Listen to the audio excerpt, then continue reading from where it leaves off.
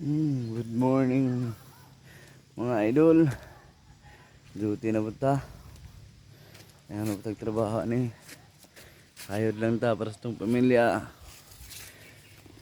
Karon kapon sa nato nitong body sa itong trabaho ni. Tapos ta kasi sa awel gamay pasin. Yan na. Daghan pa dahil daghan.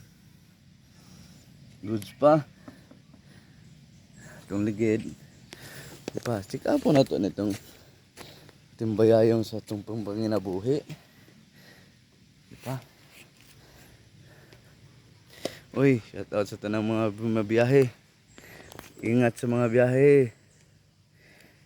Huwag idaan sa mainit ang ulo.